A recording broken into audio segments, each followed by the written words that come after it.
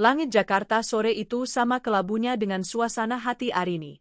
Ia baru saja selesai rapat panjang di perusahaannya, sebuah bisnis rintisan di bidang logistik yang ia bangun dari nol, jauh sebelum Bram, suaminya, masuk dan membantunya di bagian operasional. Arini memarkir mobilnya di garasi yang luas. Rumah mewah ini adalah simbol kesuksesannya. Simbol yang ironisnya, terasa semakin hampa. Bunda pulang, seru Dira, putrinya yang berusia 6 tahun, berlari dari dalam rumah. Arini memeluk tubuh mungil itu, mencium aroma sampo stroberi dari rambutnya. Hai, sayang. Lagi apa? Lagi gambar, Bun. Bunda, 2 minggu lagi Dira ulang tahun. Dira mau pesta kayak temen-temen. Boleh ya, Bun? Undang temen-temen sekolah, terus ada badutnya, celoteh Dira penuh harap. Arini tersenyum. Nanti kita omongin sama ayah, ya. Senyum Arini memudar saat ia masuk ke ruang keluarga. Bram sedang duduk di sofa, fokus pada ponselnya. Ia mendongak sekilas. Baru pulang, Rin. Iya, Mas. Macet. Tadi Dira bilang, dia mau pesta ulang tahun. Bram menghela napas, meletakkan ponselnya. Sayang, kan kita sudah sepakat. Tahun ini kita harus irit. Banyak pengeluaran. Nanti saja ya, tiup lilin saja di rumah. Nggak usah pesta-pesta. Irit? Arini menahan nada bicaranya. Mas, ini perusahaan aku lagi untung besar. Masa untuk pesta kecil Dira saja kita harus irit? Justru karena lagi untung, kita harus simpan, Rin.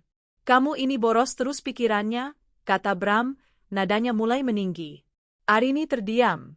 Lagi-lagi, setiap kali ia ingin memanjakan Dira, Bram selalu menahannya dengan alasan, irit. Tapi Arini tahu, keuangannya lebih dari cukup.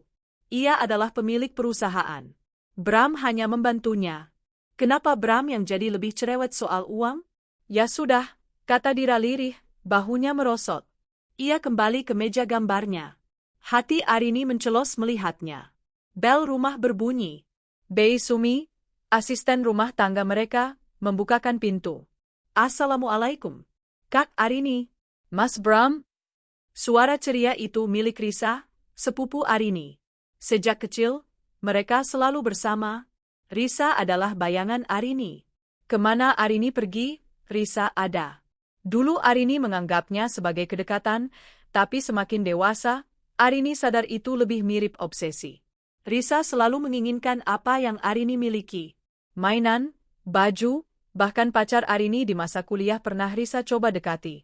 Dan kini, Risa masuk ke rumahnya, menggendong Bima, putranya yang berusia 5 tahun. Waalaikumsalam. Risa.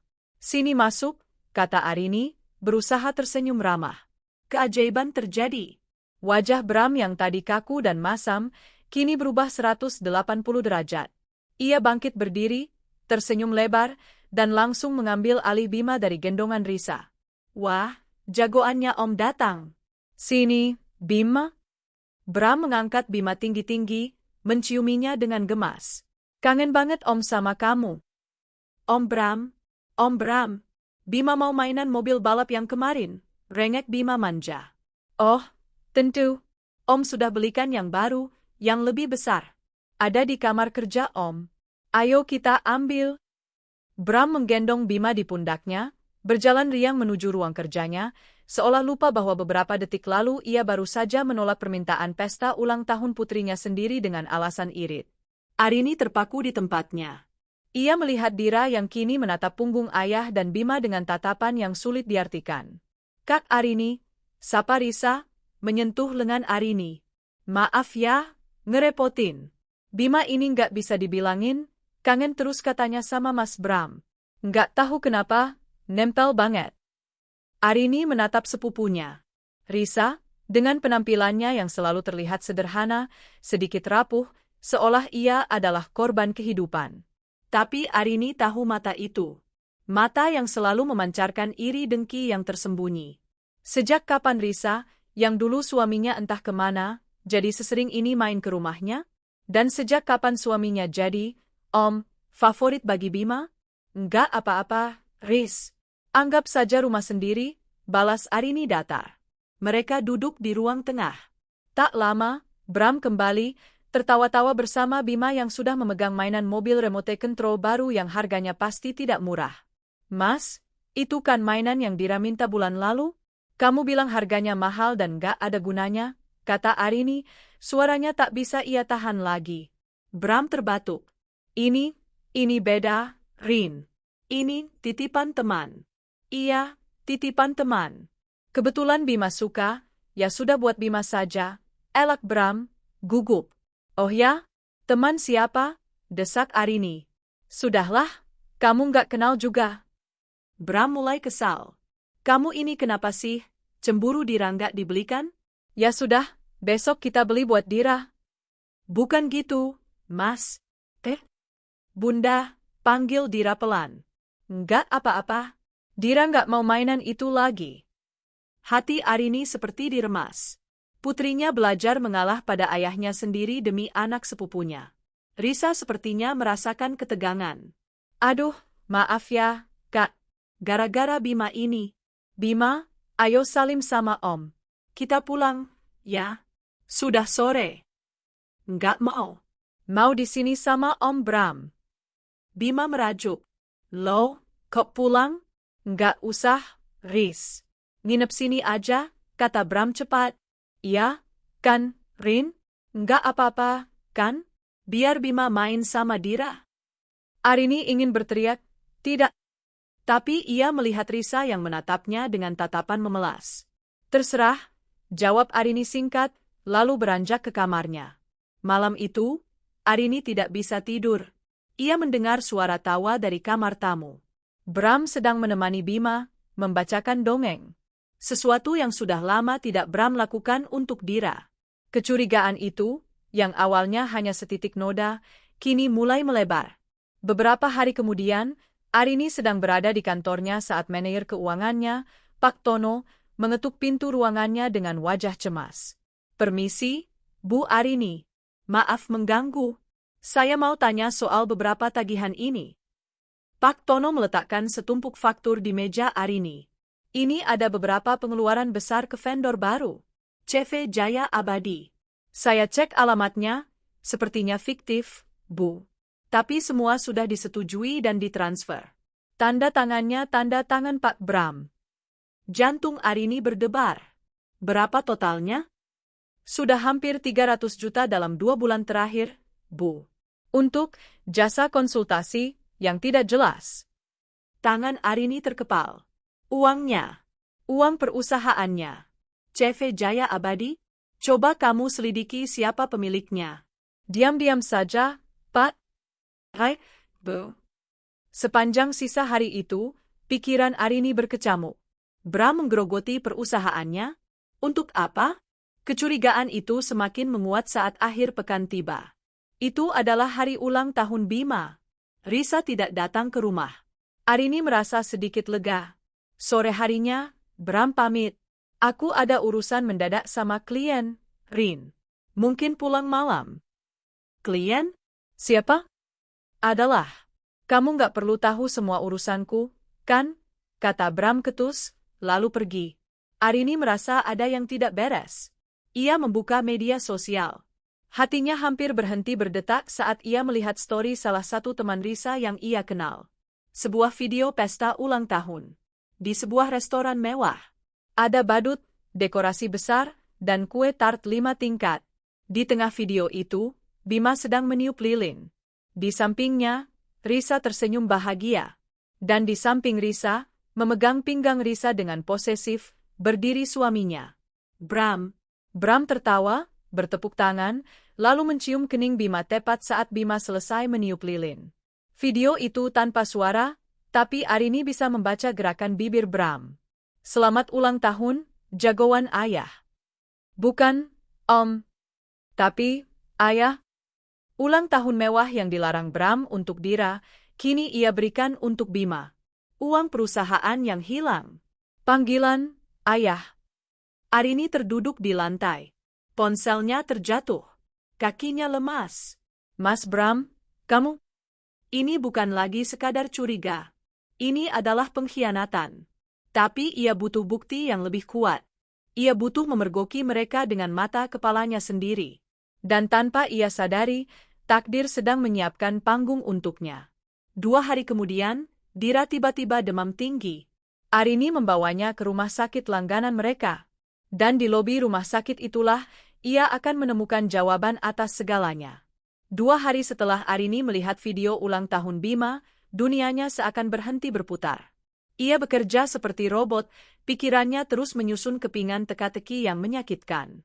Panggilan, ayah, pesta mewah, mainan mahal untuk Bima, penolakan untuk Dira, dan yang terbaru, temuan Pak Tono tentang CV Jaya Abadi yang fiktif. Semuanya mengarah pada satu kesimpulan yang tak berani ia akui, Bram dan Risa telah mengkhianatinya. Malam itu, Dira demam tinggi. Tubuhnya panas dan ia terus mengigau. Tanpa pikir panjang, Arini segera melarikan Dira ke rumah sakit elit langganan mereka. Ia menggendong Dira yang lemas di pelukannya, berlari kecil menuju lobi UGD. Setelah pemeriksaan awal di UGD, dokter menyarankan agar Dira diperiksa lebih lanjut oleh dokter spesialis anak di klinik rawat jalan keesokan paginya, karena demamnya sedikit turun setelah diberi obat. Arini memutuskan untuk menurut. Pagi berikutnya, Arini kembali ke rumah sakit bersama Dira yang masih pucat. Ia mendaftarkan Dira ke dokter anak terbaik di sana, Dr. Handoko. Sambil menunggu nama Dira dipanggil, Arini duduk di ruang tunggu yang nyaman, mencoba menenangkan Dira yang bersandar di bahunya. Bunda, Dira pusing, rengek putrinya. Iya, sayang, sabar ya. Sebentar lagi kita masuk, nanti diperiksa Pak Dokter biar cepat sembuh, bisik Arini, mengelus rambut Dira. Saat itulah, dari ujung koridor yang sama, Arini melihat pemandangan yang membuat darahnya mendidih. Bram, suaminya. Lelaki itu berjalan santai keluar dari ruang praktik Dr. Handoko. Ia tidak sendirian. Di sampingnya, berjalan Risa, sepupunya, yang menenteng tas perlengkapan bayi. Dan di dalam gendongan Bram, digendong dengan penuh kasih sayang, duduk dengan nyaman. Bima. Bima terlihat sehat, tidak seperti anak sakit. Ia tertawa kecil sambil memainkan kancing kemeja Bram. Jantung Arini serasa berhenti berdetak. Amarah, rasa sakit, dan penghinaan bercampur aduk menjadi satu. Apa yang mereka lakukan di sini? Dengan Dira yang masih dalam genggaman tangannya, Arini bangkit berdiri. Kakinya melangkah dengan mantap, memotong jalan mereka. Mas Bram? Suara Arini dingin dan tajam, membelah keheningan koridor rumah sakit. Bram dan Risa membeku. Wajah Bram yang tadinya rileks langsung pias. Risa terlihat seperti maling yang tertangkap basah, matanya membelalak ketakutan dan ia refleks bersembunyi di balik punggung Bram. Arini, kamu di sini? Dira sakit apa? Bram tergagap, berusaha mengendalikan keterkejutannya. Ia tidak menurunkan Bima dari gendongannya. Harusnya aku yang tanya. Kamu ngapain di sini, Mas? Bukannya kamu bilang ada meeting penting di luar kota hari ini, todong Arini. Ini, Bima, Rin. Bima habis vaksin, jawab Bram cepat. Risa mengangguk panik. Iya, Kak. Habis vaksin rutin. Maaf ya, tadi nggak izin dulu pinjam Mas Bramnya. Bima maunya ditemani Om Bram. Om Bram. Kebohongan itu lagi. Arini tertawa sinis. Tawa yang terdengar lebih mirip isak tangis yang tertahan. Vaksin? Di dokter spesialis sekelas Dr. Handoko? Bima sudah 5 tahun, Mas. Vaksin apa yang harus dia ambil di sini? Setahuku, Dr. Handoko hanya menangani kasus-kasus rumit. Dan bukannya Bima baru saja merayakan ulang tahun besar-besaran? Dia kelihatan sehat sekali. Bram terdiam. Elakannya mentah. Risa semakin gemetar. Saat itulah, Dira, yang sedari tadi diam memegang tangan Arini, berkata dengan suara pelan namun menusuk. Ayah, kenapa ayah gendong Bima? Ayah nggak pernah gendong Dira lagi kalau jalan-jalan. Ayah bilang Dira sudah besar. Pertanyaan polos itu adalah pukulan telak bagi Arini. Ia menatap Bram dengan mata berkaca-kaca. Jawab, Mas, kenapa kamu lebih sayang anak sepupuku daripada anakmu sendiri? Bram tampak frustrasi. Ia menurunkan Bima. Rin, jangan bikin keributan di sini. Ini rumah sakit. Aku nggak peduli. Jawab aku, bentak Arini. Pesta ulang tahun itu. Panggilan, ayah, yang aku lihat di video itu. Uang perusahaanku yang hilang lewat CV Jaya Abadi. Itu semua ulah kalian, kan? Kalian selingkuh di belakangku. Air mata Risa akhirnya tumpah. Ia maju selangkah, mencoba meraih tangan Arini. Kak Arini, maafin kita. Kak, tolong, jangan marah-marah di sini. Kita hilaf. Hilaf? Arini menepis tangan Risa dengan kasar. Kamu bilang hilaf? Kamu, sepupuku sendiri. Yang sudah aku anggap seperti adik. Yang selalu aku bantu setiap kamu kesusahan. Ini balasanmu, Riz? Kamu rebut suamiku? Cukup, Rin, teriak Bram, tak bisa lagi mengelak. Wajahnya mengeras. Iya, kamu benar. Bima itu anakku. Anak kandungku. Waktu seakan berhenti. Napas Arini tercekat di tenggorokannya. Meski ia sudah menduganya, mendengar pengakuan itu langsung dari mulut suaminya terasa seperti hantaman palu godam ke dadanya. Bima anakmu, bisik Arini, nyaris tak terdengar. Iya, lanjut Bram, kini suaranya penuh pembelaan diri. Aku dan Risa sudah menikah siri. Tepat sebelum Bima lahir. Risa hamil, Rin. Aku harus bertanggung jawab. Aku nggak mau Bima lahir tanpa ayah. Menikah siri? Hah? Arini menatap Risa dengan nanar. Jadi selama ini, kalian bermain api di belakangku? Di rumahku? Saat aku sibuk banting tulang di perusahaan? Aku cinta sama Risa, Kak. Risa tiba-tiba berteriak, air matanya bercucuran.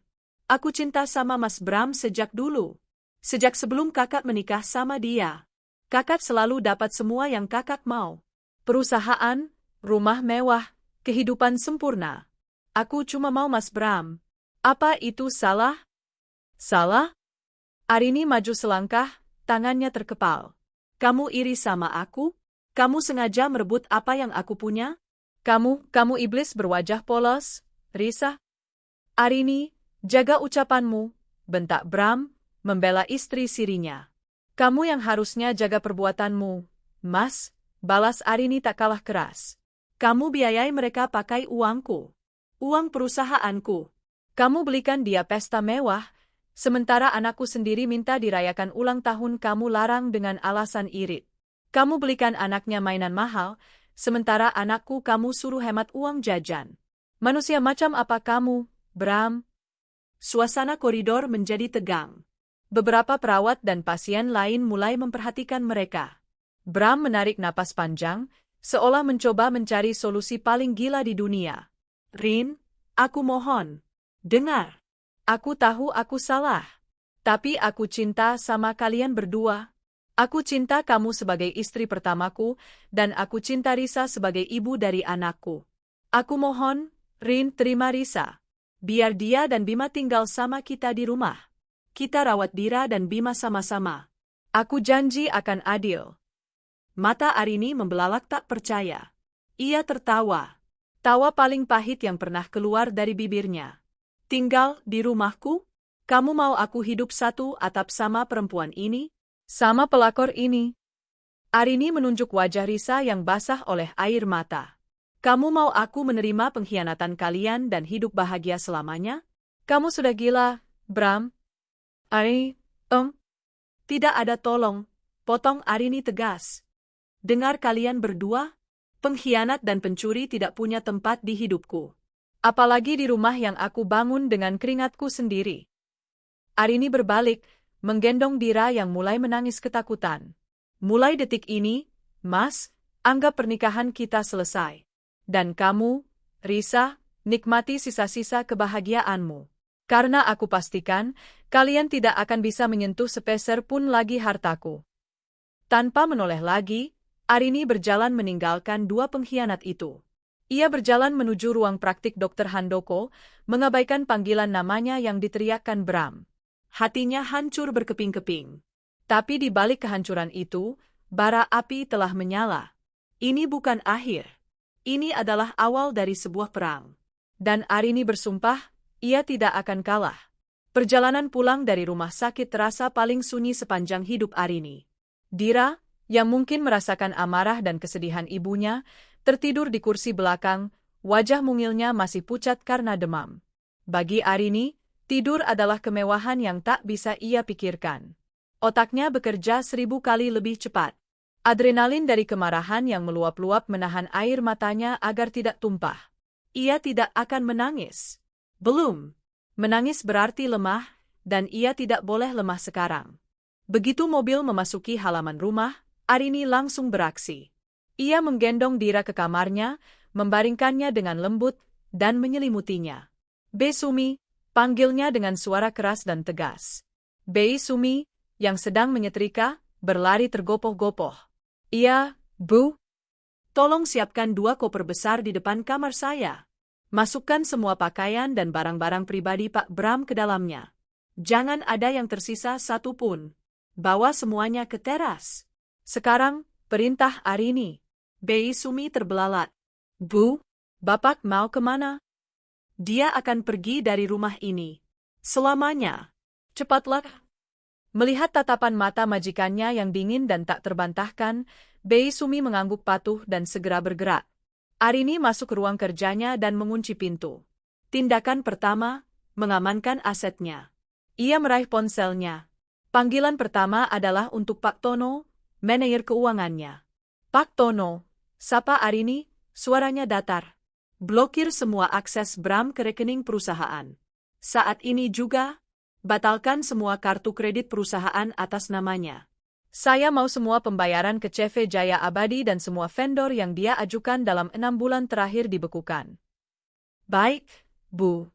Sudah saya duga. Apa perlu?" "Iya," potong Arini. "Siapkan audit forensik penuh. Kita akan bawa ini ke jalur hukum. Saya mau tahu setiap rupiah yang dia curi. Siapkan datanya untuk pengacara saya." Panggilan kedua adalah ke tim IT perusahaannya. Putus semua akses login Bram. Email, sistem internal, semuanya.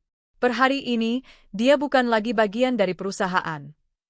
Panggilan ketiga adalah ke pengacara keluarganya, Pak Wijaya. "Halo, Pak Wijaya. Ini Arini." "Rin, tumben? Ada apa?"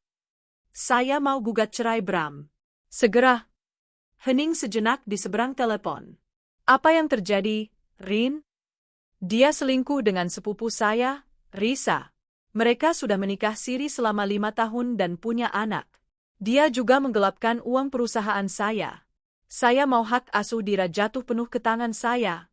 Saya mau semua aset yang saya miliki sebelum menikah dan semua aset perusahaan aman. Saya mau dia dan selingkuhannya tidak mendapatkan apa-apa." "Arini, tenang," kata Pak Wijaya.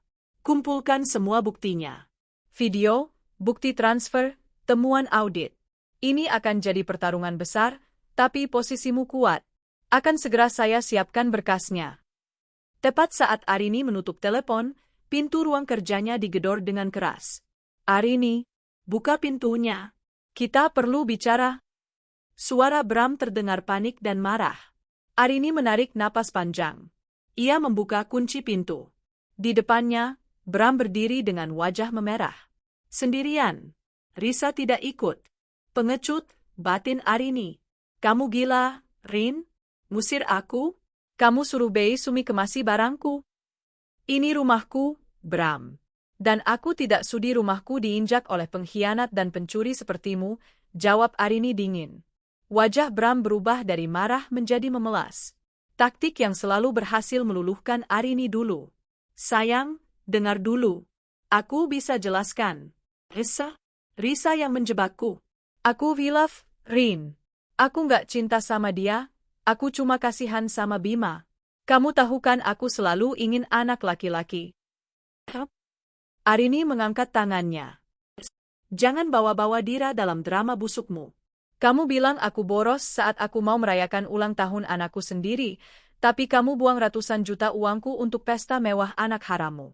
Kamu suruh anakku irit jajan, tapi kamu belikan dia mainan mahal. Kamu lebih memilih dia. Kamu lebih sayang dia." "Bukan begitu, Rin. Aku..." "Semua sudah jelas, Bram. Tidak ada lagi yang perlu dibicarakan. Barang-barangmu sudah ada di teras. Silakan pergi." Kamu nggak bisa lakukan ini. Aku ini suami kamu. Aku juga punya hak atas rumah ini. Arini tertawa. Hak? Hak apa? Rumah ini aku beli lunas dengan uang hasil jeripayahku sendiri 5 tahun sebelum kita menikah. Perusahaan itu aku yang bangun dari nol. Kamu masuk sebagai operasional karena aku kasihan kamu menganggur.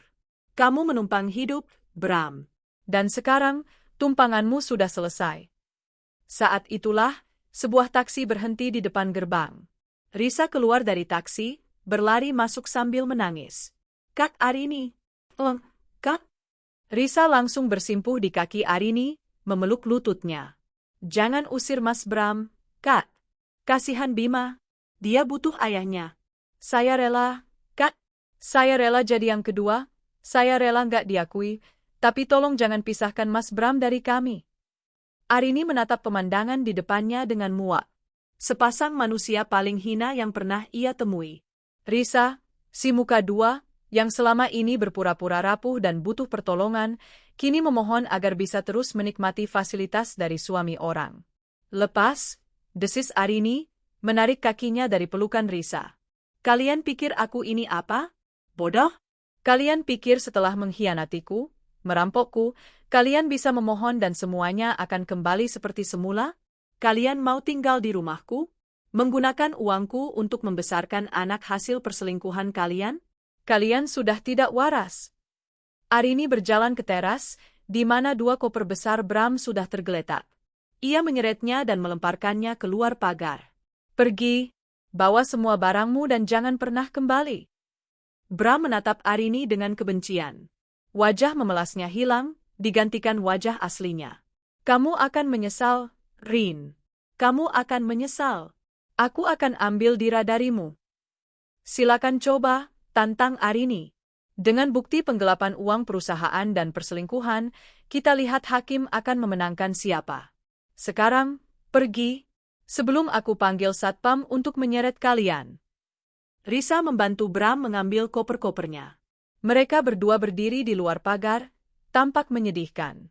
Arini menatap mereka berdua, lalu ia mengambil ponselnya sekali lagi. Ia menekan nomor telepon seseorang yang selama ini selalu menyudutkannya. Ibu mertuanya. Telepon diangkat di dering ketiga. Halo, Rin? Ada apa tumben telepon Mama? Halo, Ma, sapa Arini dengan suara yang dibuat setenang mungkin. Maaf mengganggu malam-malam. Arini cuma mau kasih kabar. Anak kesayangan Mama, Bram, yang selalu Mama banggakan itu, baru saja Arini usir dari rumah. Apa? Kamu ini istri macam apa, Arini? Berani-beraninya kamu. Mama dengar dulu, potong Arini. Arini usir dia karena dia ketahuan selingkuh sama sepupu Arini sendiri, Risa. Bukan cuma selingkuh, Ma. Mereka sudah menikah siri 5 tahun. Dan mereka punya anak, namanya Bima, usianya 5 tahun. Cucu Mama itu. Terdengar suara tercekat di seberang sana. Oh, ada lagi, lanjut Arini, seolah tanpa beban. Dia juga ketahuan memanipulasi perusahaan Arini. Dia mencuri uang Arini ratusan juta rupiah untuk membiayai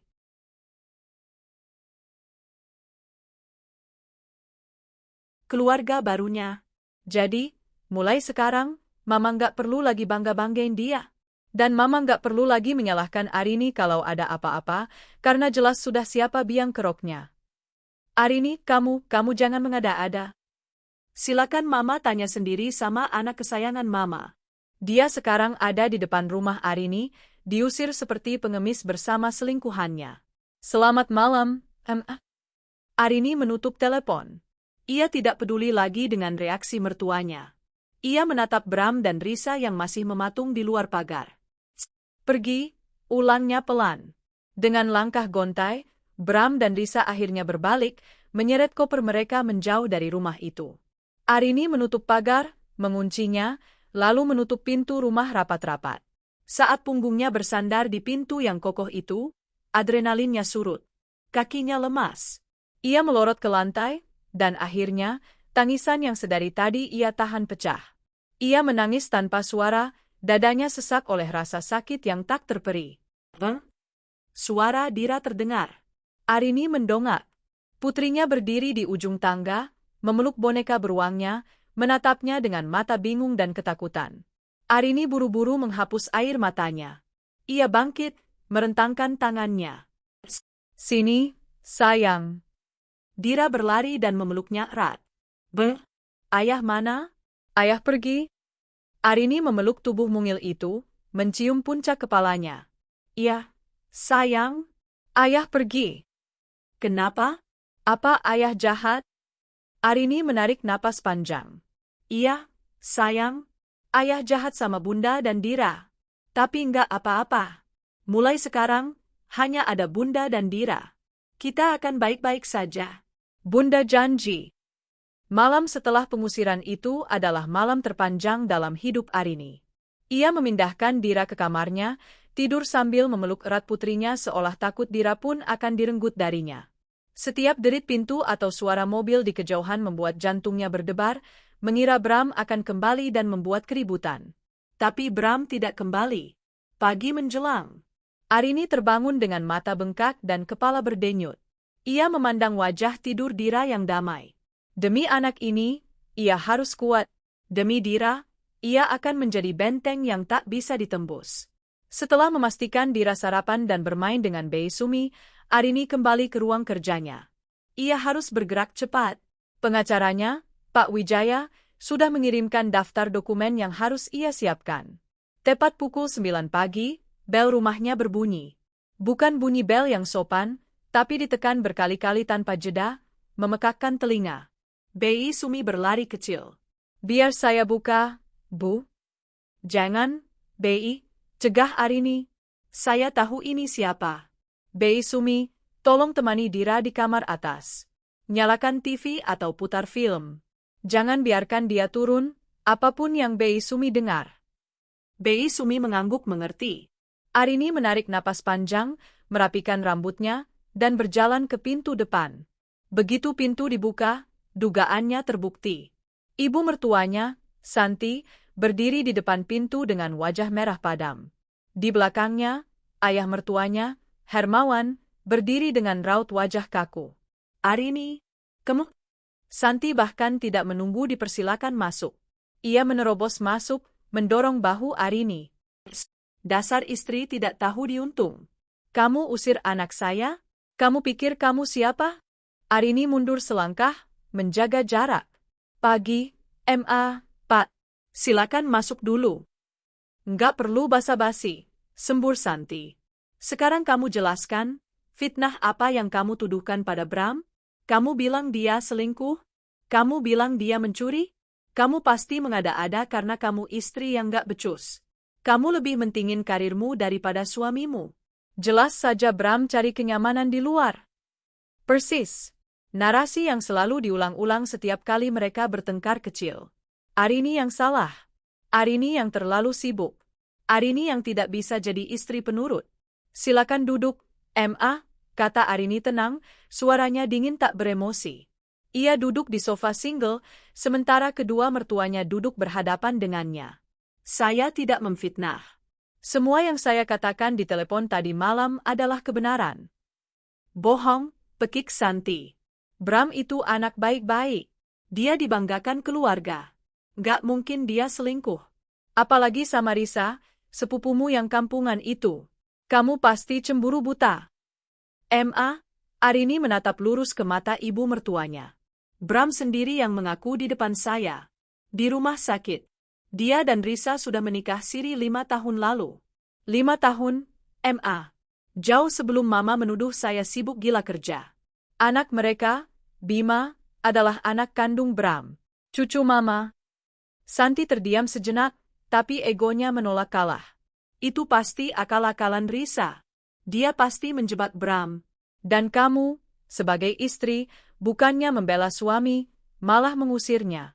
Di mana otakmu? Otak saya ada di tempatnya, Tidak seperti anak Mama, yang otaknya entah di mana, balas Arini tajam. Dia dijebak? Dijebak selama 5 tahun? Dijebak sampai mau membiayai pesta ulang tahun mewah untuk anak haramnya, sementara anaknya sendiri, Dira, dia larang dengan alasan irit. Wajah Santi memucat. Dan soal mencuri, lanjut Arini, itu juga bukan fitnah. Arini mengambil tabletnya dari atas meja. Ia membuka email yang baru saja dikirimkan oleh Pak Tono. Pak Tono, manajer keuangan saya, baru saja mengirimkan laporan audit awal. Ada perusahaan fiktif bernama CV Jaya Abadi yang dibuat Bram. Perusahaan itu menagih fee konsultasi ratusan juta rupiah ke perusahaan saya. Dan uang itu, Arini memutar layar tabletnya ke arah mertuanya, dialihkan ke rekening pribadi atas nama Risa Andini. Seketika itu juga, Hermawan, ayah Bram yang sedari tadi diam, mencondongkan tubuhnya ke depan. Matanya membelalak melihat bukti transfer yang gamblang. Ini. Hermawan tergagap. Ini namanya penggelapan dan pencucian uang, Pak, kata Arini. Bram, anak kesayangan Mama, yang selalu Mama banggakan sebagai pria sukses, ternyata adalah parasit. Dia hidup dari uang saya, menumpang di rumah saya, dan diam-diam menggerogoti perusahaan saya untuk membiayai selingkuhannya. Santi tak bisa berkata-kata lagi. Wajahnya yang tadi merah karena marah, kini putih pasi karena malu. Ia adalah seorang wanita yang sangat menjunjung tinggi status sosial dan nama baik keluarga. Fakta bahwa anaknya bukan hanya berzina tapi juga seorang pencuri adalah tamparan yang lebih keras daripada pengusiran itu sendiri. Arin? Hermawan berdeham, suaranya parau. Kami minta maaf atas nama Bram. Kami akan suruh dia kembalikan uangmu. Sudah terlambat, Pak. Pengacara saya sedang mengurus gugatan cerai dan tuntutan pidana. Pidana? Pekik Santi, ngeri. Kamu mau memenjarakan suamimu sendiri? Ayah dari anakmu? Dia yang lebih dulu memenjarakan saya dalam kebohongan, desis Arini. Dia sudah bukan suami saya. Dan dia sudah mencoret namanya sendiri sebagai ayah Dira saat dia lebih memilih Bima. Saya tidak akan mundur. Silakan Mama dan Papa pulang. Tidak ada lagi yang perlu dibicarakan. Kedua mertuanya itu bangkit dengan lunglai. Tak ada lagi teriakan. Tak ada lagi tuduhan. Santi, yang masuk seperti badai, kini keluar seperti mayat hidup. Malu, hancur, dan dikalahkan oleh kebenaran. Saat Arini menutup pintu, ia merasa ada satu beban berat yang terangkat dari pundaknya. Di tempat lain, di sebuah motel pengap di pinggir kota, Bram melemparkan ponselnya ke dinding. Sialan! Sialan! Sialan, makinya. Risa, yang duduk di sudut tempat tidur sambil memeluk Bima yang menangis ketakutan, tersentak. Kenapa lagi, Mas? Cicitnya. Semua diblokir, teriak Bram. Semua kartu kreditku ditolak. Rekeningku dibekukan. Aku nggak bisa tarik uang sepeser pun. Arini benar-benar melakukannya. Dia memblokir semuanya. Terus kita gimana, Mas? Uang tunai kita tinggal sedikit. Cuma cukup buat bayar motel ini 2 hari lagi. Bima butuh susu, kata Risa panik. Susu? Kamu cuma mikir susu, bentak Bram, menjambak rambutnya sendiri. Hidupku hancur gara-gara kamu. Coba kamu nggak nekat minta pesta mewah itu. Coba kamu nggak pamer di media sosial. Coba kamu nggak ngajak ke rumah sakit kemarin. Arini nggak akan pernah tahu. Air mata Risa tumpah. Kenapa Mas jadi nyalahin aku? Dulu Mas bilang cinta sama aku. Mas bilang akan urus semuanya. Mas bilang Arini bodoh dan gak akan pernah tahu. Dulu ya dulu. Dulu aku punya akses ke uangnya. Sekarang kita nggak punya apa-apa. Bram menatap Risa dengan tatapan dingin yang belum pernah Risa lihat sebelumnya. Kamu yang bilang iri sama Arini. Kamu yang bilang mau semua yang dia punya. Sekarang lihat, kita dapat apa? Kita jadi gelandangan. Risa terisak. Ini bukan pria yang ia puja. Ini bukan kehidupan mewah yang ia bayangkan. Pangerannya telah berubah menjadi monster. Dan ironisnya, ia baru sadar bahwa pangerannya itu tidak pernah punya apa-apa. Semua yang ia nikmati selama ini adalah milik Arini. Bram meraih jaketnya. Mas, mau kemana? Tanya Risa ketakutan. Cari uang. Kamu diam di sini, jangan kemana-mana. Bram membanting pintu, meninggalkan Risa dan Bima dalam keheningan yang mencekam, hanya diselingi isak tangis mereka. Penyesalan itu mulai datang. Dan rasa lapar baru akan dimulai. 3 hari telah berlalu sejak pengusiran itu. 3 hari Arini gunakan untuk memperkuat bentengnya, baik di rumah maupun di hatinya. Dira sudah pulih dari demamnya, dan Arini telah menjelaskan dengan bahasa yang paling sederhana, ayah sedang dihukum karena menyakiti Bunda dan Dira, jadi ayah tidak akan pulang. Anak sekecil itu mungkin belum mengerti arti pengkhianatan, tapi Dira mengerti arti dari disakiti. Ia memeluk ibunya erat dan berkata, "Enggak apa-apa, Bunda. Yang penting Dira punya Bunda." Hari ini, Arini kembali ke kantornya, Arini Jaya Group, untuk pertama kalinya sebagai wanita yang terlahir kembali. Ia melangkah masuk ke lobi dengan kepala tegak. Karyawan yang berpapasan dengannya menyapa dengan hormat, namun ada bisik-bisik dan tatapan ingin tahu di belakangnya. Rumor pasti telah menyebar. Langkah pertamanya adalah mengadakan rapat darurat dengan Dewan Manajemen Inti, Pak Tono, Keuangan, Bu Sinta, SDM, dan Pak Rahmat, Operasional. Ruang rapat terasa dingin. Wajah mereka tegang. "Selamat pagi," sapa Arini, suaranya tenang dan berwibawa. "Saya kumpulkan Bapak Ibu sekalian untuk mengumumkan perubahan besar dalam struktur perusahaan. Efektif per hari ini, Bramantio Sudibyo, ia sengaja menggunakan nama lengkapnya, bukan Pak Bram, diberhentikan dari posisinya sebagai Direktur Operasional dan dari semua jabatannya di Arini Jaya Group." Bu Sinta, Kepala SDM, tampak kaget. "Bu, ini mendadak sekali. Alasannya?" "Alasan resminya," kata Arini, menatap lurus ke mata Bu Sinta, "adalah malversance dan penyelewengan dana perusahaan secara masif. Singkatnya, penggelapan." Pak Tono mengangguk, membenarkan. "Saya sudah diperintahkan Bu Arini untuk melakukan audit forensik, dan temuannya sangat mengejutkan." Arini memberi isyarat agar Pak Tono melanjutkan. Pak Tono membuka laptopnya dan menyambungkannya ke proyektor.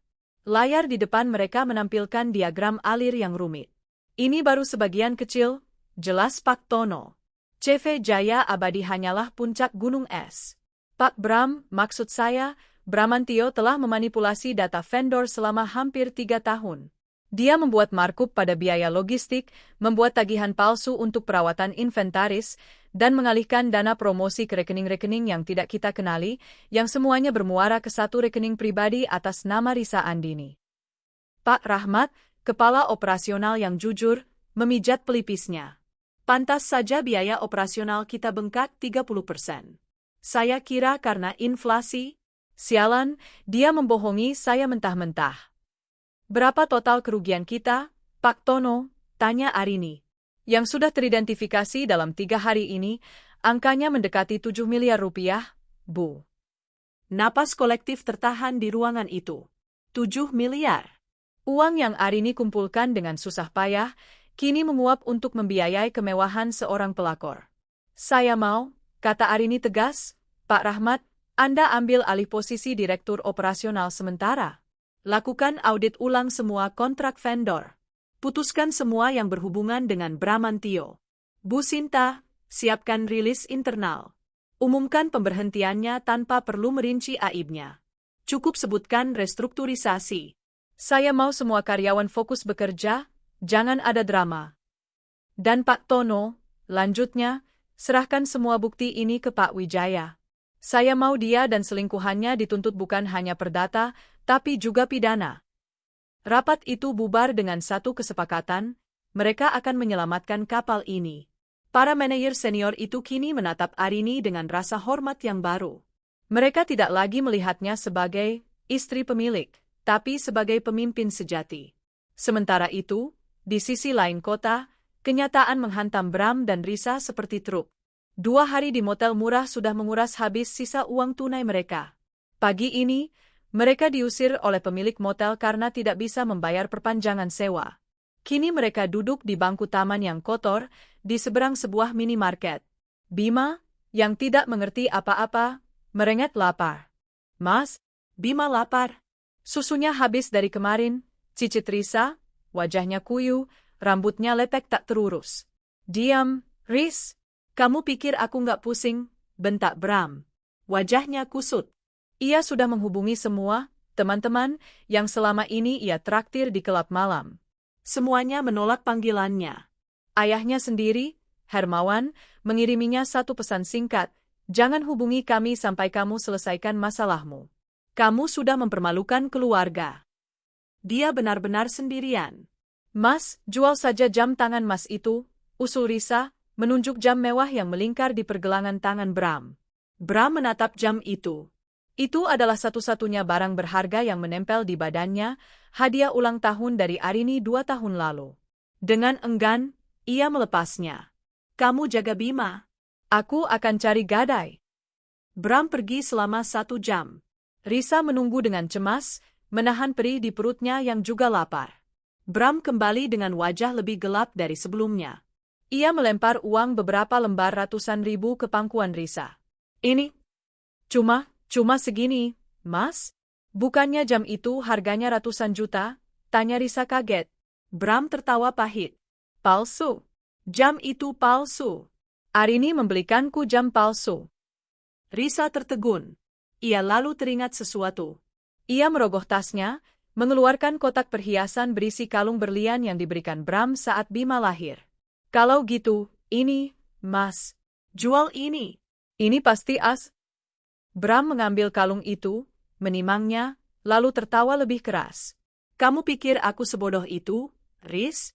Ini juga palsu. Kaca murahan. Aku beli di pasar Loak." Dunia Risa runtuh seketika. "Palsu? Tapi Mas bilang ini tanda cinta Mas." "Cinta butuh biaya, Risa," hardik Bram. "Aku harus memutar uang Arini. "Tentu saja aku belikan kamu barang palsu agar aku bisa menyimpan sisanya." "Kamu pikir kamu siapa? Ratu?" "Kamu itu cuma selingan. Tamparan itu lebih sakit daripada tamparan fisik. Jadi selama ini semua kemewahan yang ia pamerkan ke Arini, semuanya palsu? Tas, perhiasan, bahkan cinta Bram, semuanya palsu." Dia iri pada Arini yang memiliki segalanya, tapi nyatanya, dia sendiri tidak pernah memiliki apa-apa selain barang bekas dan kebohongan. "Mas, kamu jahat." "Isak Risa." "Kita impas," desis Bram. Ia mengambil sebagian uang hasil gadai jam palsu itu. "Aku mau cari makan." Bram berjalan ke minimarket, membeli sebungkus rokok, sebotol air mineral, dan sebungkus roti untuk dirinya sendiri. Ia duduk di trotoar, makan dengan lahap, mengabaikan Risa dan Bima yang menatapnya dari seberang jalan. Risa memandangi sisa uang di tangannya. Cukup untuk susu Bima dan mungkin sebungkus mie instan. Air matanya mengalir deras. Ia merebut suami orang, menghancurkan hidup sepupunya, hanya untuk berakhir di taman kota, kelaparan, dan memegang barang-barang palsu. Penyesalan itu mulai menggerogotinya. Dan ini, barulah permulaannya. 2 minggu berlalu dalam pusaran aktivitas yang melelahkan. Bagi Arini, kesibukan adalah obat bius.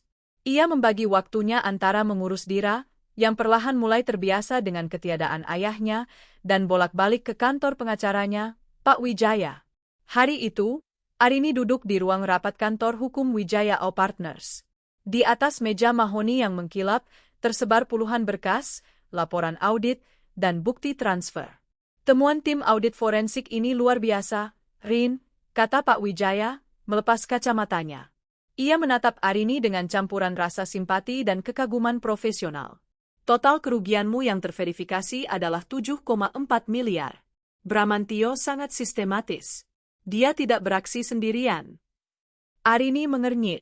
"Maksud Pak Wijaya?" "Lihat ini," Pak Wijaya menunjuk sebuah diagram. Uang dari CV Jaya Abadi dan belasan vendor fiktif lainnya tidak hanya lari ke rekening Risa. Sebagian besar, sekitar 60%, memang masuk ke rekening pribadi Risa. Tapi 40% sisanya terbagi ke 3 rekening lain. Rekening ini, Pak Wijaya menyorot 3 nama. Satu atas nama ibunya, Santi. Satu lagi atas nama adiknya, Bayu. Dan satu lagi adalah rekening bersama atas nama Bramantio dan Hermawan, ayahnya. Arini terkesiap. Jadi, bukan hanya Bram, seluruh keluarganya ikut menikmati uang haramnya? "Pantas saja mereka selalu membelanya," desis Arini. "Pantas saja mertuaku itu selalu menyalahkanku, karena mereka takut aliran dana ini berhenti. Mereka semua parasit. Tepat, kata Pak Wijaya. Ini bukan lagi sekadar perselingkuhan dan penggelapan oleh satu orang. Ini adalah konspirasi keluarga untuk menggerogoti hartamu. Ini memperkuat posisi kita. Jadi, ini rencana permainannya. Pak Wijaya mulai memaparkan strateginya. 1. Gugatan cerai. Kita ajukan hari ini. Dasarnya perzinahan dan penelantaran ekonomi. Kita tuntut hak asuh penuh atas Dira. Dengan bukti ini, dia tidak akan bisa membantah. 2. Tuntutan Gonogini. Kita akan buktikan bahwa rumah dan perusahaan adalah harta bawaanmu sebelum menikah. Dia tidak berhak sepeser pun. Justru, kita akan menuntut ganti rugi atas semua kerugian yang dia timbulkan. 3. Laporan pidana. Ini bagian yang paling ditunggu Arini. Kita laporkan Bramantio, Risa Andini, Santi, Bayu, dan Hermawan. Kelimanya, atas tindak pidana penggelapan dalam jabatan, pemalsuan, dan pencucian uang. Risa sebagai penadah utama, dan keluarganya sebagai turut serta menikmati hasil kejahatan. Arini mengangguk. Wajahnya keras. Lakukan, Pak. Saya mau mereka semua merasakan akibatnya. Saya mau mereka tahu rasanya kehilangan segalanya. Baik. Surat panggilan pengadilan akan segera dikirimkan ke alamat mereka. Dan surat panggilan polisi juga, kata Pak Wijaya. Bersiaplah, Rin. Ini akan jadi perang terbuka. Di saat yang sama, di sebuah rumah petak di pinggiran kota yang padat, perang lain sedang berlangsung. Setelah berhari-hari menggelandang, tidur di emperan toko dan mushola, Risa akhirnya menyerah. Uang hasil gadai jam palsu itu sudah lama habis. Bram menjadi semakin kasar, sering menghilang berjam-jam dan kembali dengan bau alkohol murah, tanpa membawa makanan untuk Bima. Pagi itu, Bima menangis kencang karena lapar, perutnya kembung masuk angin. Risa, dengan sisa tenaga yang ada, menggendong Bima dan menyeret Bram ke satu-satunya tempat yang tersisa, rumah orang tuanya. Mereka tiba dengan angkot di depan sebuah gang sempit. Ibunya, Bude Sari, sedang menyapu teras depan rumah kontrakan mereka yang sederhana. Ketika melihat Risa, Bram, dan Bima dalam kondisi kotor dan kuyuh, sapu di tangannya terjatuh.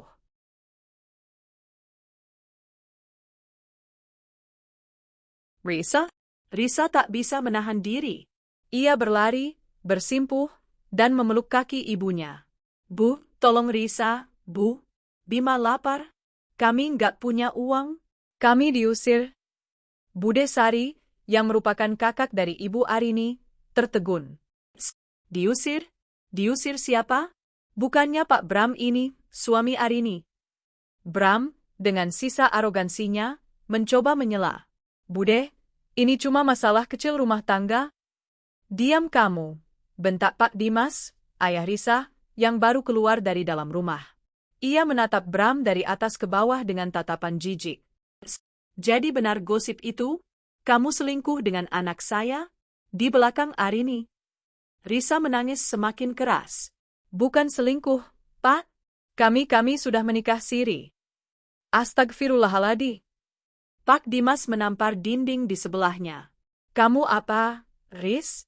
Nikah siri? Sama suami sepupumu sendiri?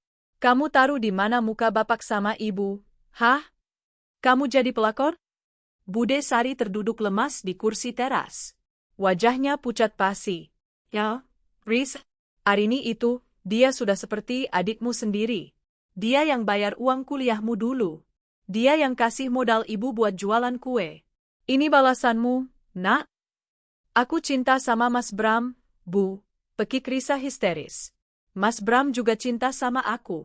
Arini yang jahat, Dir? Cinta? Potong Bram, tertawa sinis. Ia muak dengan drama itu. Cinta tidak bisa bikin kita makan, Riz. Orang tuamu saja tidak mau terima kita. Buat apa aku di sini? Risa mendongak, menatap Bram ngeri. Maaf, Mas mau kemana? Bram menepis tangan Risa yang memegangnya. Aku mau cari hidupku sendiri. Aku tidak bisa hidup miskin begini. Urus saja anakmu itu. Itu, kan yang kamu mau? Merebut aku dari Arini? Sekarang kamu dapat aku. Tapi kamu dapat aku yang sudah jadi gelandangan. Selamat menikmati. Bram berbalik badan. Ia berjalan cepat keluar dari gang sempit itu, meninggalkan Risa, Bima, dan Aib yang baru saja ia ledakkan. Mas Bram, jangan tinggalin kami. Mas! Risa mencoba mengejar, tapi kakinya lemas. Ia jatuh tersungkur di mulut gang, menangis meraung-raung. Bude Sari dan Pak Dimas mematung. Malu, hancur, dan marah. Pak Dimas masuk ke dalam rumah dan keluar lagi membawa segelas air. Ia menyiramkannya ke wajah Risa. Bangun, bentaknya. Jangan bikin malu lebih banyak lagi. Pria macam itu yang kamu bela? Yang kamu korbankan keluargamu untuk dia? Sekarang dia meninggalkanmu seperti sampah. Pak Dimas menarik napas, berusaha mengendalikan amarahnya yang gemetar. Masuk kamu. Bawa anakmu. Beri dia makan. Risa, dengan tubuh gemetar, bangkit dan menggendong Bima. Ia masuk ke dalam rumah yang bertahun-tahun ia tinggalkan demi mengejar kemewahan semu. Tapi jangan kamu pikir masalah ini selesai, desis Pak Dimas, menutup pintu. Ibu dan bapak harus menanggung malu ini. Dan kamu akan hidup dengan penyesalan ini selamanya. Risa hanya bisa menangis dalam diam. Di luar, hujan mulai turun, seolah ikut menertawakan nasibnya yang kini lebih buruk dari sampah. Dia telah kehilangan segalanya, kemewahan palsunya, pria yang ia puja, dan yang paling menyakitkan, harga dirinya. Bom waktu yang telah dipasang Arini dan Pak Wijaya akhirnya meledak. 3 surat panggilan terpisah, 1 dari Pengadilan Agama untuk gugatan cerai, 1 dari Pengadilan Negeri untuk gugatan perdata ganti rugi, dan 1 surat panggilan pemeriksaan dari kepolisian, dikirimkan serentak ke 3 alamat berbeda. Ledakan pertama terjadi di kediaman keluarga Sudibyo. Rumah megah orang tua Bram, yang selama ini menjadi simbol status kebanggaan mereka, terasa seperti neraka. Santi, Hermawan, dan Bayu, adik Bram, duduk di ruang tamu mewah mereka, menatap 3 amplop coklat dengan kop surat kepolisian yang tergeletak di atas meja. Seorang kurir baru saja mengantarkannya. Awalnya Santi mengira itu undangan, tapi raut wajah kurir yang serius dan meminta tanda tangan penerima membuatnya curiga. Apa ini? Desis Santi, menatap suaminya. Hermawan, dengan tangan sedikit gemetar, membuka amplop yang ditujukan padanya. Santi membuka miliknya, dan Bayu, pemuda berumur 25 tahun yang masih kuliah, membuka amplopnya sendiri. Hening. Lalu, Santi menjerit histeris. Ia meremas surat itu. Arini sudah gila. Dia melaporkan kita ke polisi? Tuduhan, pencucian uang. Dia menuduhku penadah? Hermawan tidak bersuara. Wajahnya seputih kapas. Matanya terpaku pada satu kalimat, turut serta menikmati hasil kejahatan penggelapan dengan ancaman hukuman 5 tahun penjara. Rekening bersama yang ia gunakan dengan Bram untuk investasi, bodong itu kini menjadi bukti kuat melawannya. Pak, ini nggak bener, kan? Pekik Bayu, panik. Aku cuma ditransfer Mas Bram buat biaya kuliah dan beli mobil. Aku kira itu uang jajan. Kenapa aku jadi tersangka? Pak, Santi beralih dari suratnya ke suaminya. Hermawan, lakukan sesuatu. Telepon pengacaramu. Telepon kenalanmu di kepolisian.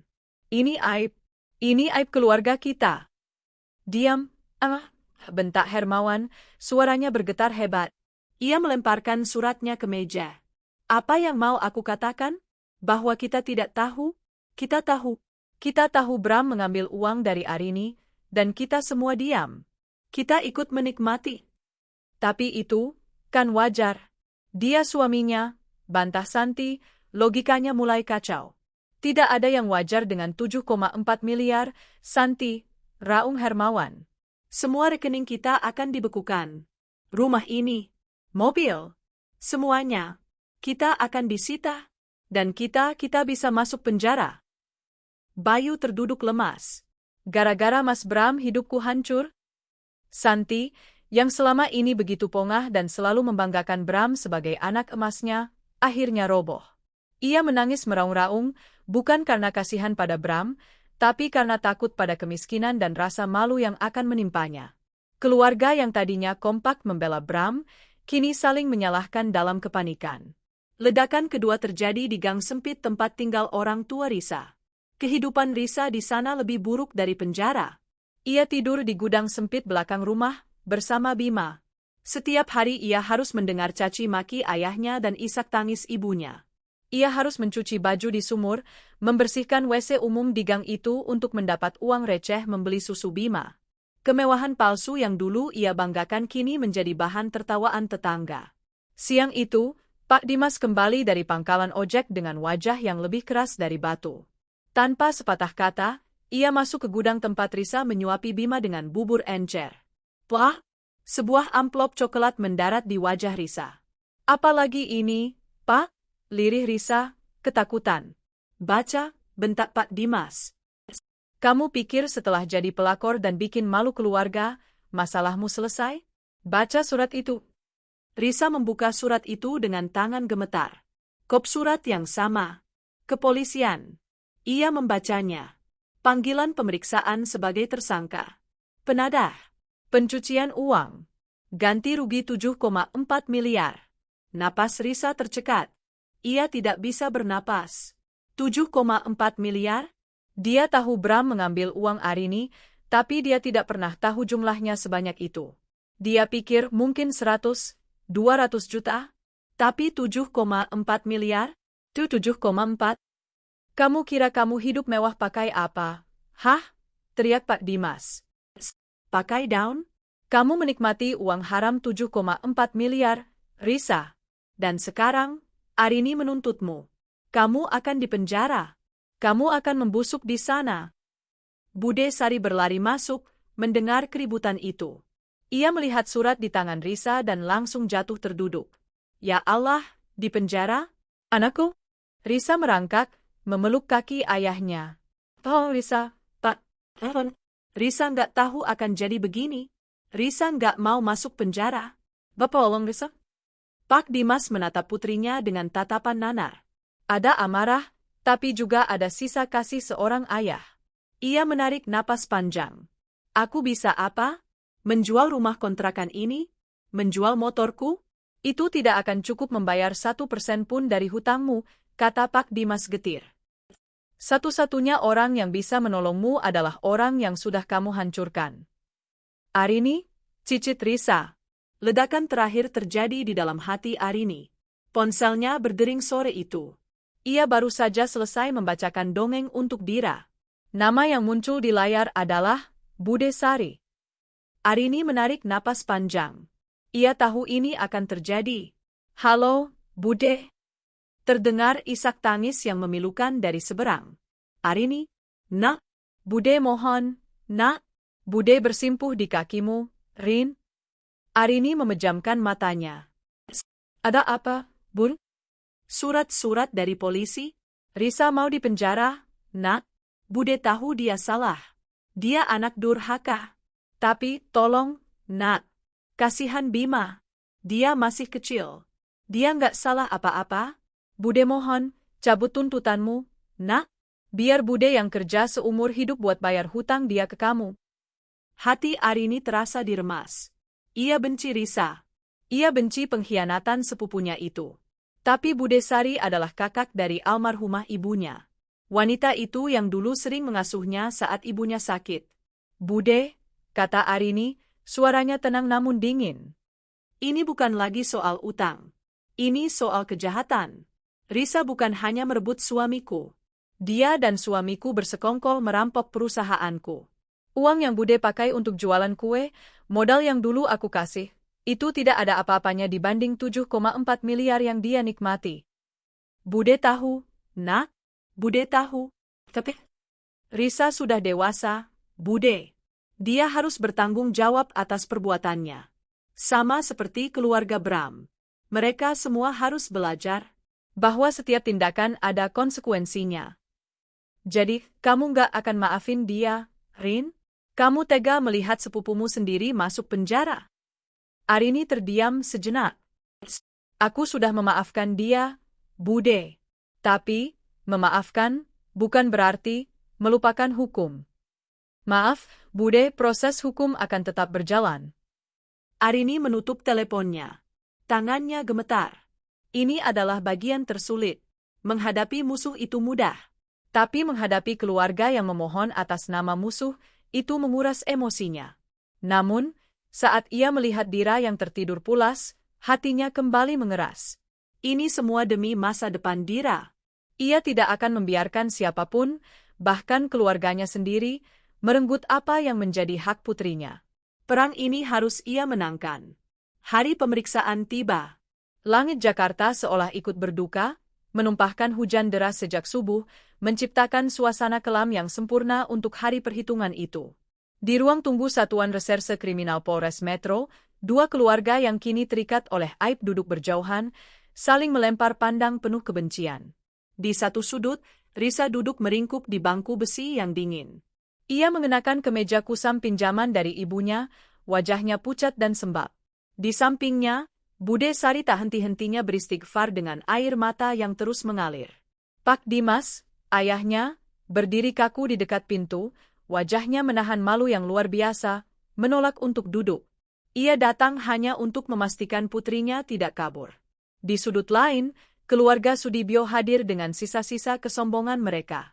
Hermawan mondar-mandir sambil menelepon seseorang, bicaranya berbisik penuh amarah.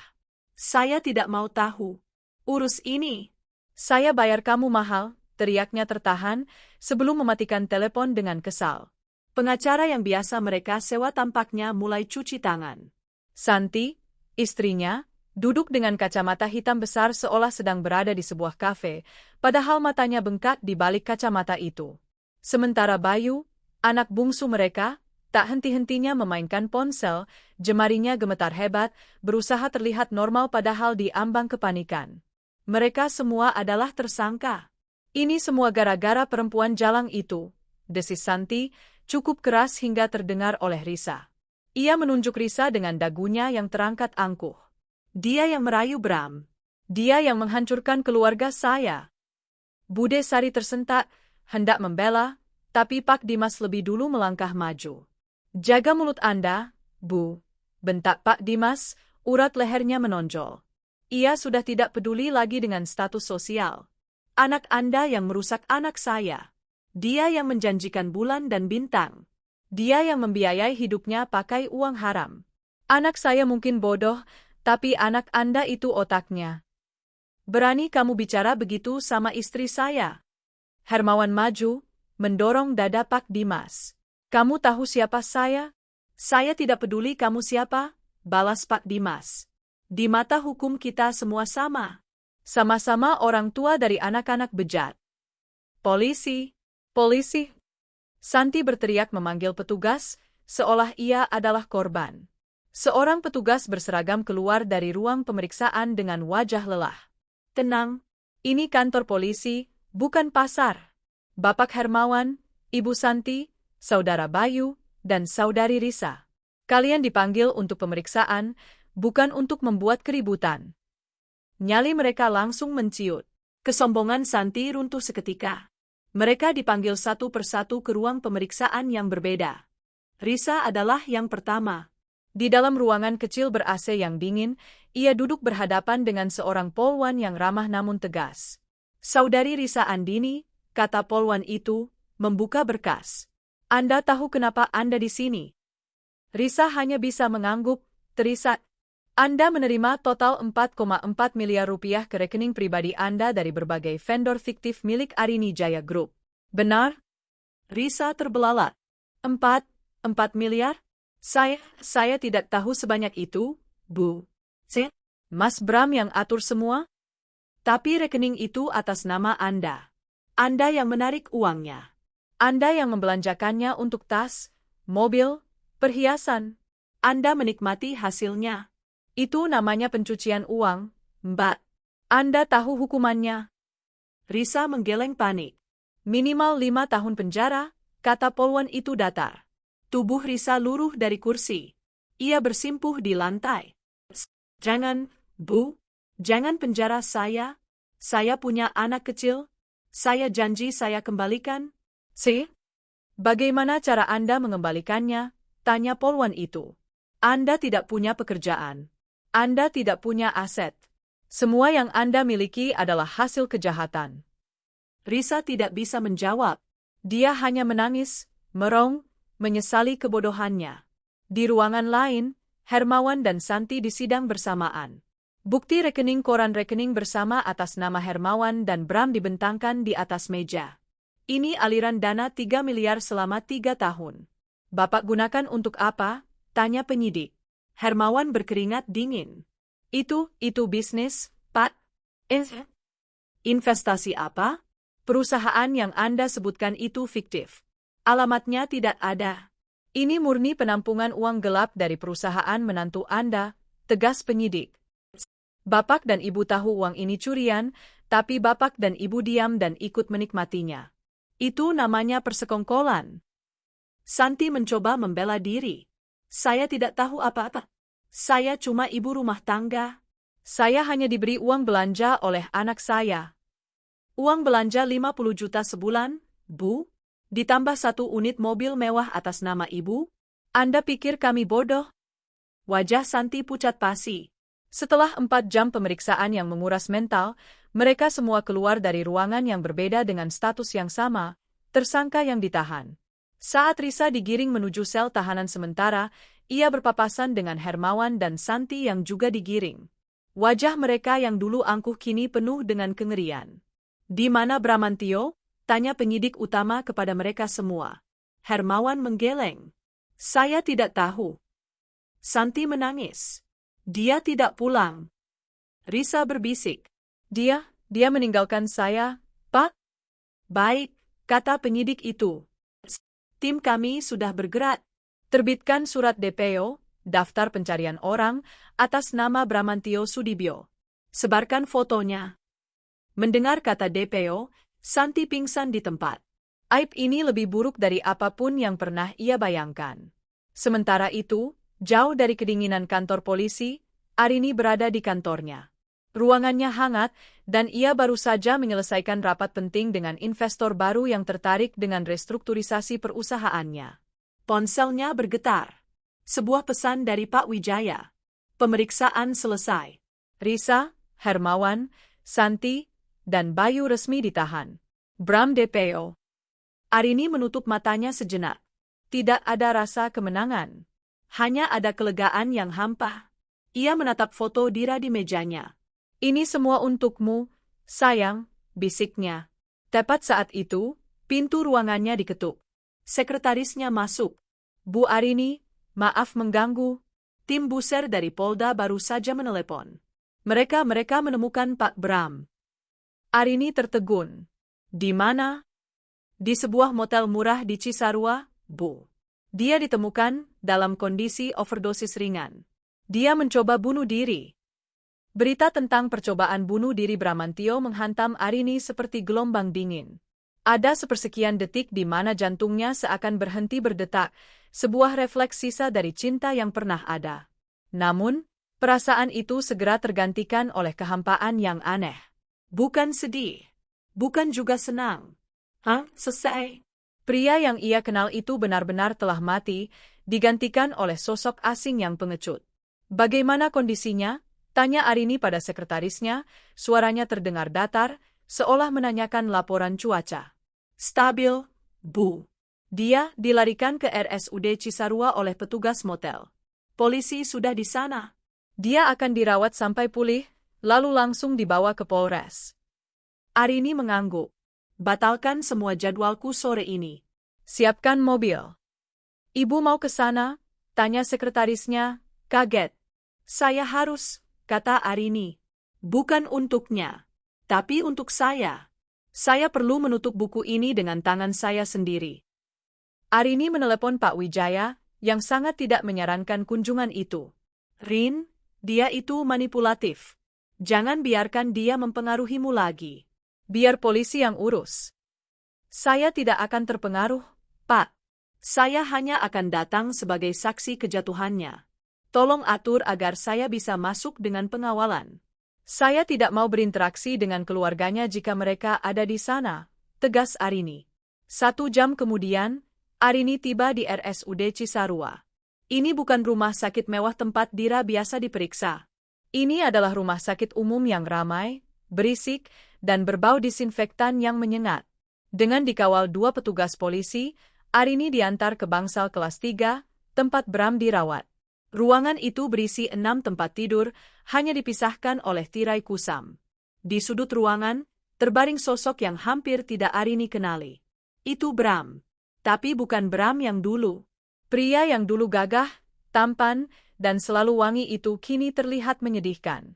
Wajahnya pucat dan bengkak, rambutnya lepek tak terurus, dan ada bekas muntahan di kaos kotor yang ia kenakan. Sebuah selang infus menancap di tangannya yang kurus. Matanya terpejam, tapi kelopaknya bergetar, menandakan ia tidak benar-benar tidur. Seorang petugas polisi berjaga di luar tirai. Arini berdiri di kaki ranjang, menatapnya dalam diam. Inikah pria yang ia cintai setengah mati? Inikah pria yang ia banggakan pada keluarganya? Inikah pria yang tega mengkhianatinya dengan sepupunya sendiri dan merampok hartanya? Perasaan yang muncul bukanlah amarah, melainkan jijik. Seolah merasakan kehadirannya, Bram perlahan membuka matanya.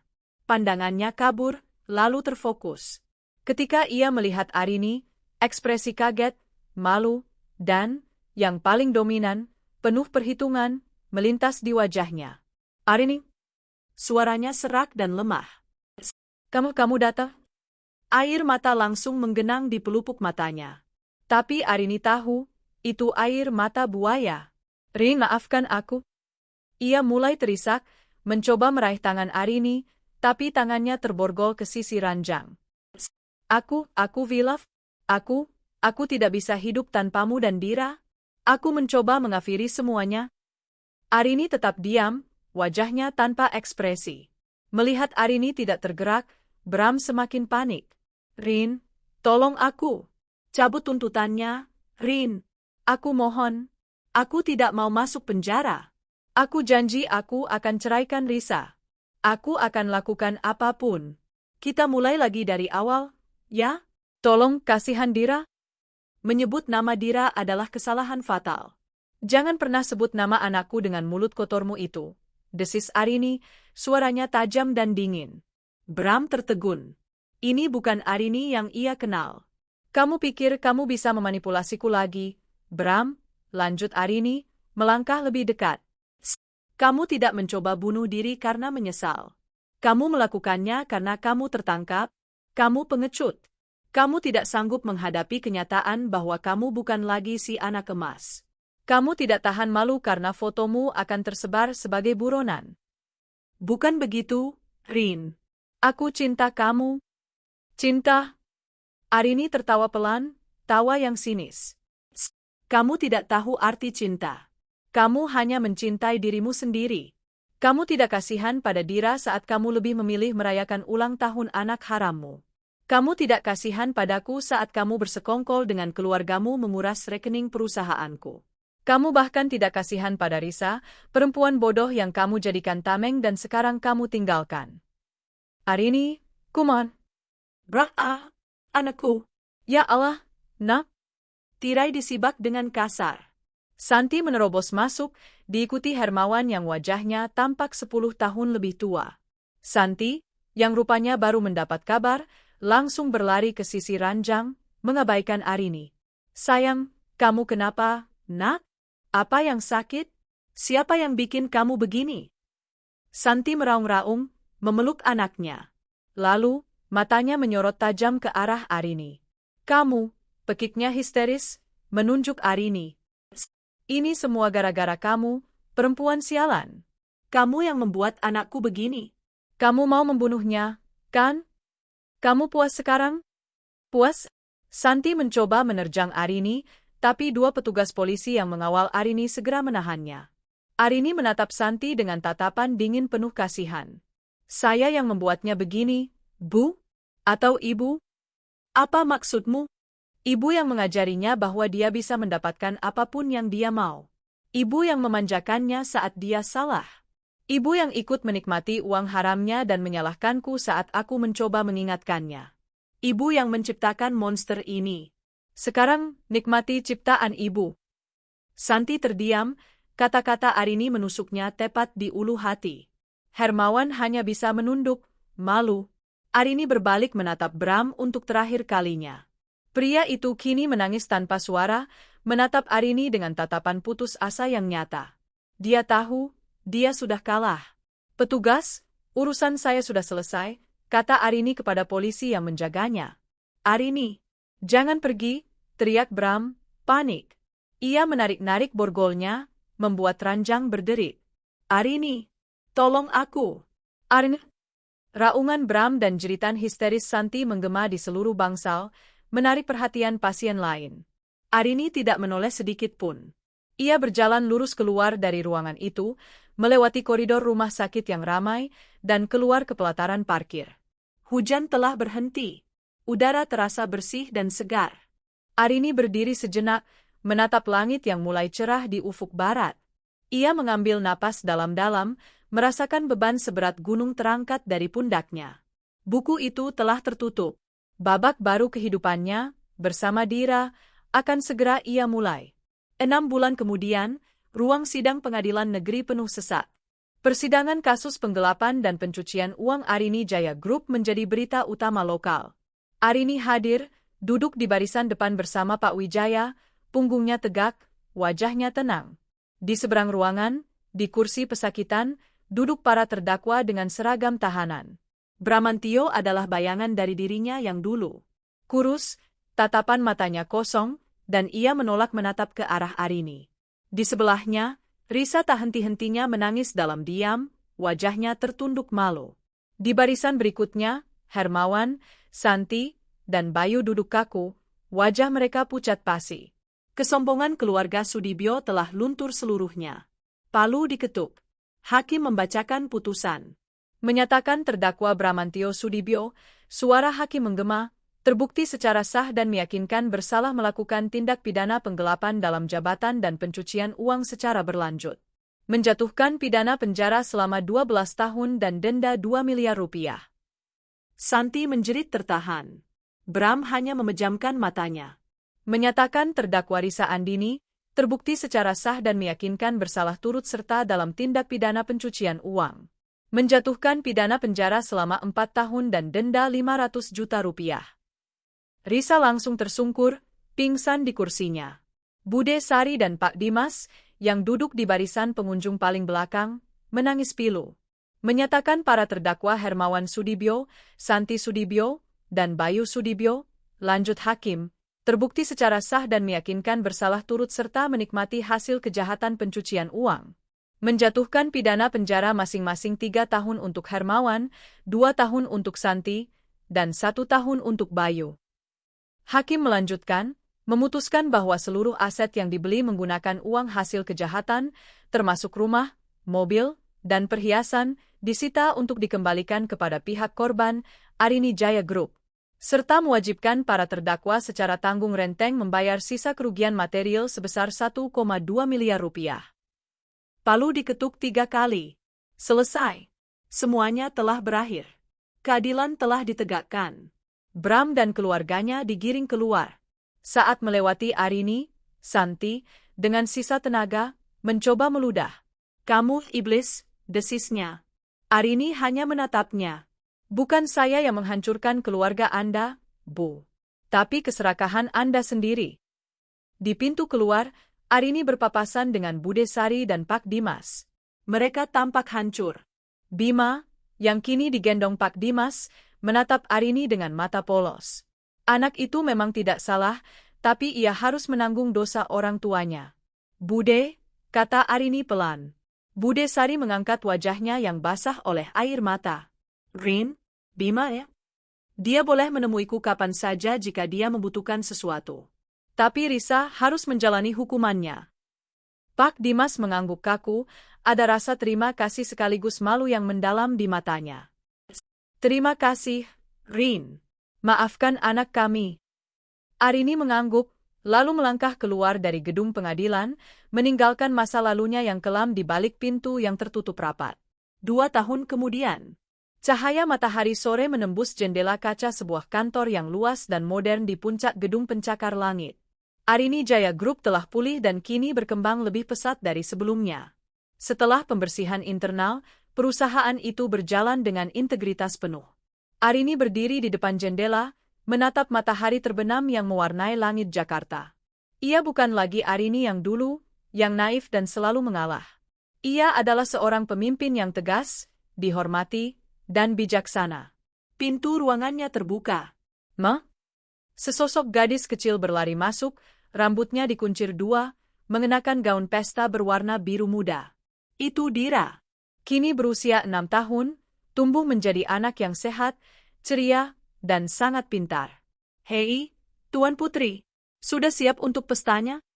Arini berbalik, berlutut, dan memeluk putrinya erat. Sudah. Apa teman-teman Dira sudah datang? "Apa kuenya sudah ada?" celoteh Dira. Sudah semua, sayang. "Ayo kita turun. Hari ini adalah ulang tahun Dira." Berbeda dengan ulang tahun yang dulu dilarang oleh Bram, kali ini Arini menyiapkan pesta besar di aula utama perusahaan. Bukan untuk pamer, tapi untuk merayakan kehidupan putrinya yang berharga bersama semua karyawan yang telah setia menemaninya berjuang. Saat ia berjalan sambil menggandeng Dira, Arini tersenyum. Ia mendengar kabar. Keluarga Sudibyo jatuh miskin. Rumah mewah mereka disita.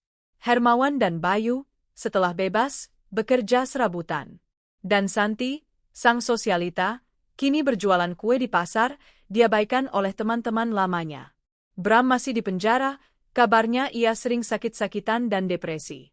Risa juga baru bebas sebulan lalu, kembali ke gang sempit orang tuanya, dan kini harus berjuang menghidupi Bima dengan menjadi buruh cuci, merasakan sulitnya mencari uang yang dulu ia anggap remeh.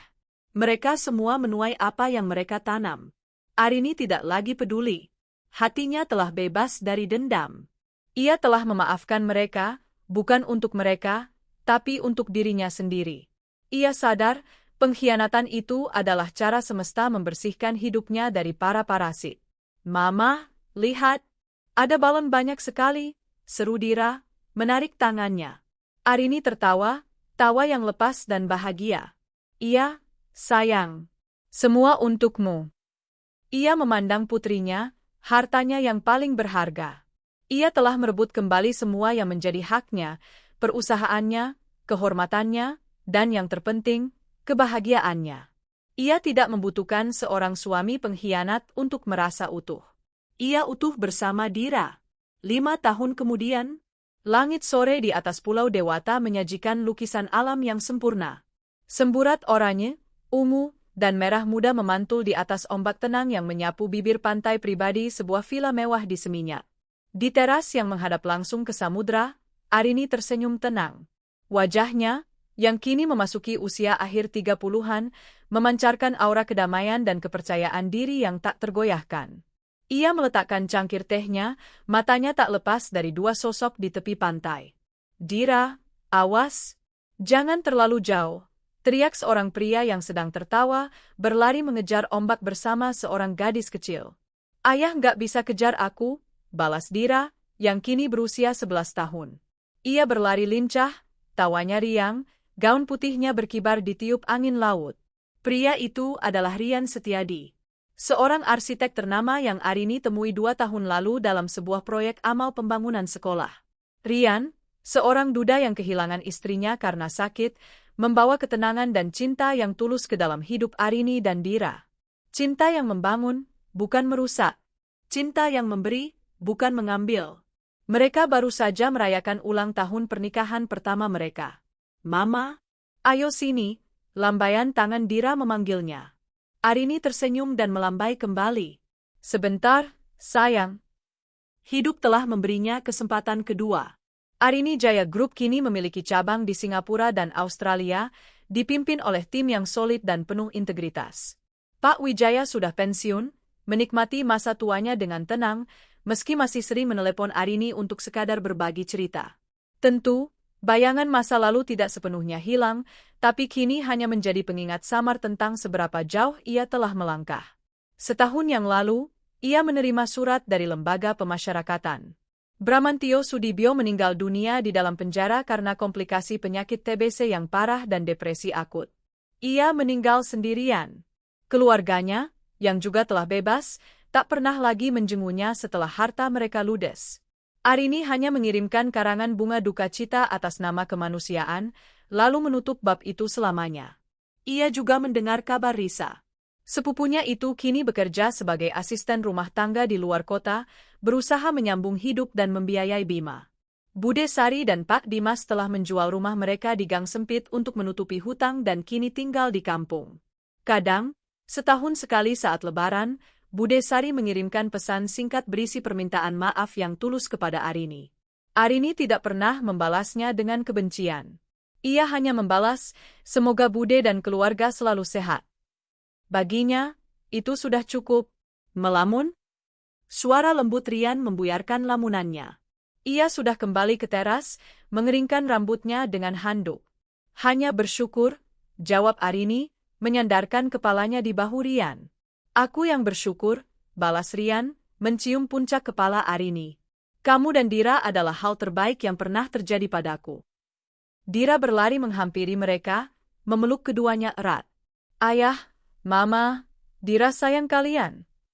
Kami lebih sayang Dira, ucap Arini dan Rian bersamaan. Mereka bertiga berdiri di sana, berpelukan sebagai satu keluarga yang utuh, menatap matahari yang perlahan tenggelam di cakrawala. Bagi Arini, matahari itu bukan akhir dari sebuah hari. Itu adalah janji bahwa esok akan ada hari baru yang lebih cerah. Ia telah melewati lorong pengkhianatan yang paling gelap, dan kini, ia berdiri tegak di bawah cahaya kebahagiaan yang ia ciptakan sendiri.